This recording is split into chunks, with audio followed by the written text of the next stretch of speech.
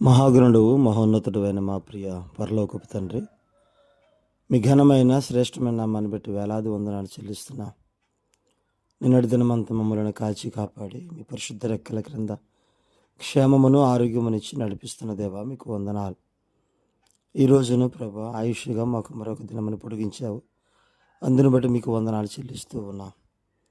ప్రభు ఈరోజు కూడా మీ పాదాల చెంత చేరి ఒక మంచి మాటను, మీ వాక్యమును ధ్యానించడానికి మీరు ఇచ్చిన మహాకృపను బట్టి వందనాలు. వింటున్న మా శ్రోతలందరినీ దీవించి ఆశీర్వదించమని, మీరే బలపరచుమని, ఆధ్యాత్మిక జీవమనిచ్చి నడిపించమని ఏస్తున్నాములు అడిగి వేడుకొనిచున్నాము తండ్రి, ఆమెన్. ప్రియులరా, అందరికీ వందనాలు. యోహాను రాసిన 3వ పత్రిక ధ్యానాంశాలు మనం చూస్తూ ఉన్నాం. 11 వచనాల వరకు మనం ధ్యానం చేసామండి. 12వ వచనం, దేమేత్రియు అందరి వలనను సత్యం వలనను మంచి సాక్ష్యం పొందినవాడు. మేము కూడా అతనికి సాక్ష్యం ఇచ్చుచున్నాము. మా సాక్ష్యము సత్యమైనదని నీవెరుగుదువు. ప్రియులారు, ఈ మాటలు యోహాను రాస్తూ ఉన్నారు. అలాగే గాయుకు రాస్తున్నాడు, అంటే సంఘములో ఉన్నటువంటి ఒక పెద్దకు రాస్తున్నాడు. రాస్తూ దేమేత్రి అనేటువంటి ఒక వ్యక్తి గురించి చెబుతూ ఉన్నాడు.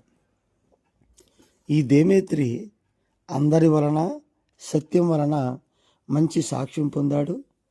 మేము కూడా అతనికి సాక్ష్యం ఇస్తున్నాము. మా సాక్ష్యం సత్యమైంది. ప్రియులారు, ఎంత అద్భుతమైన మాటలు మనం చూస్తూ ఉన్నాం. దేమేత్రి అంటే ఆయన అపోస్తల కార్యాలు 19:24లో దేమేత్రి ఒక కంసాలివాడు. ఎఫెసు అనే పట్టణంలో కంసాలి కులస్తులు అర్తెమీదేవి దేవత యొక్క విగ్రహాలు తయారు చేసి వాళ్ళు అమ్మి వ్యాపారం చేస్తూ ఉండేవారు. అందులో దేమేత్రి కూడా కంసాలివాడు.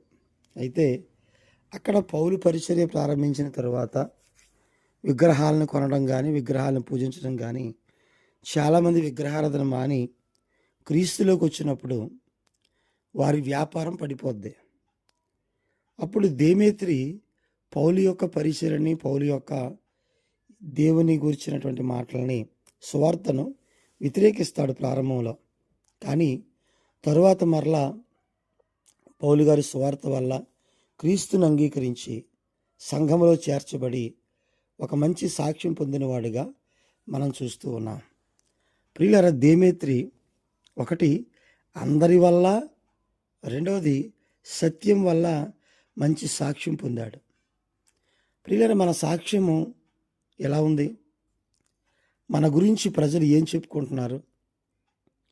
మొట్టమొదటిది, మనం అందరి వల్ల మంచి సాక్ష్యం. అందరి వల్ల అంటే సమాజంలో కానీ, సంఘంలో కానీ, మనం పనిచేసే చోట కానీ, మన ఉద్యోగం చేసే చోట కానీ మనం ఎటువంటి సాక్ష్యాన్ని కలిగి ఉన్నాం?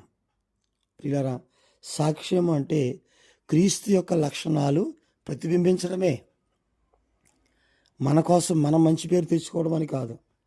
మనల్ని ఒక క్రైస్తవుడిగా, క్రీస్తు లక్షణాలు కలిగిన వ్యక్తిగా మనల్ని గుర్తించగలుగుతున్నారా? సంఘములో, సమాజములో, మనం పనిచేసే చోట మనల్ని ఒక క్రైస్తవ బిడ్డగా, వీడు క్రైస్తవుడు కాబట్టి తప్పు చేయడు, వీడు దేవుని బిడ్డ కాబట్టి తప్పు చేయదు, పొరపాటు చేయదు, వీళ్ళు దేవుని బిడ్డలు, అటువంటి మోసం చేయరు, వీళ్ళు దేవుని పిల్లలు, దేవునిలాగానే జీవిస్తారు.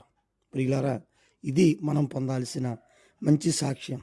అప్పుడు మనల్ని, మనలో ఉన్న క్రీస్తును, క్రీస్తు లక్షణాలు, మనలో ఉన్న క్రీస్తు స్వార్థను గుర్తించి మనం వాక్యం చెప్పకుండానే మన ప్రవర్తనను బట్టి, మన సాక్ష్యాన్ని బట్టి అనేక మంది తెలియకుండానే క్రీస్తు వైపుకి ఆకర్షించబడతారు. దేమేత్రి ఎంత మంచి సాక్ష్యమో చూడండి. అందరి వలన, సత్యము వలన అంటే క్రీస్తు వలన, క్రీస్తు ద్వారా మంచి సాక్ష్యం పొందాడు. ఇదిగో ఆ సాక్ష్యానికి సత్యమని మేము కూడా సాక్ష్యం చెప్తున్నాం. అతని గురించి మా సాక్ష్యం సత్యమైంది అంటే వాక్యానుసారమైన సాక్ష్యం అని చెప్తున్నాడు. ప్రియులారా, దేమేత్రి ఎటువంటి మంచి సాక్ష్యం పొందాడో మనం కూడా అట్టి మంచి సాక్ష్యం పొంది క్రీస్తుకు మహిమ వచ్చేలాగా మన యొక్క ప్రవర్తన తీరు ఉండాలని కోరుతూ నేను ఈ మాటలు ముగిస్తున్నాను. దేవుడు తన మాటలు దీవించునుగాక. ఆమేన్.